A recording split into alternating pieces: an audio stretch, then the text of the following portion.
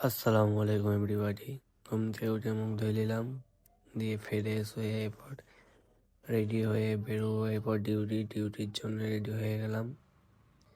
শু পরছিলাম, শু পরতে পরতে বেরিয়ে পড়লাম। এরপর রাস্তায় যেতে যেতে বাসের লেগে অপেক্ষা করছিলাম।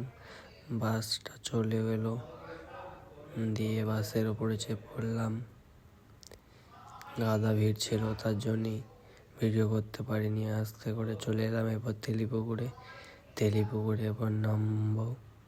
নেমে টোটো চাপবো বলে দেখছিলাম এদিক ওইদিক কোথায় টোটোওয়ালা কোথায় যাবে। যাবো নবঘাট, কে যাই দেখি। দিয়ে এই দাদাকে বললাম, দিয়ে বললো এখানে চেপ পড়ো। দিয়ে চেপ পড়লাম।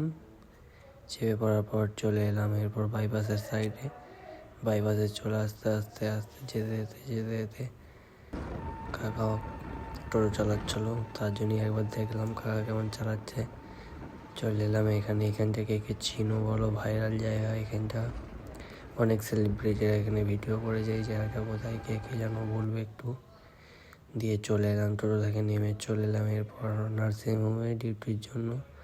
নার্সিংহোমে ঢুকে পড়লাম, বসতে বললাম। একবার ঢুকে ক্যামেরা অন করে দিলাম, দিয়ে ফাইলগুলো দেখছিলাম। এতগুলো ফাইলটা কী করতে হবে, ফাইলগুলো দেখছিলাম। দিয়ে কাজ করতে চালু করে দিলাম। দিয়ে সন্ধ্যা হয়ে গেল। কাজ করতে করতে বেরিয়ে পড়লাম রেনেসার দিকে। দিয়ে দাদা দিয়ে সবাইকে বললাম চলো রেনেসা যাবো। দিয়ে রেনেসা চলে এলাম। একটা ছেলে সাইকেলে চলে এসেছিলাম, আমাদের নীলুদার সাইকেল।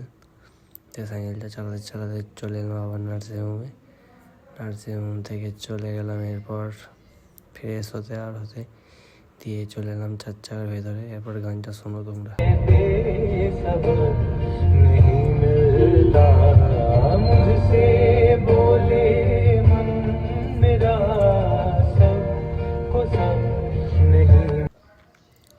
তো কেমন লাগলো গানটা?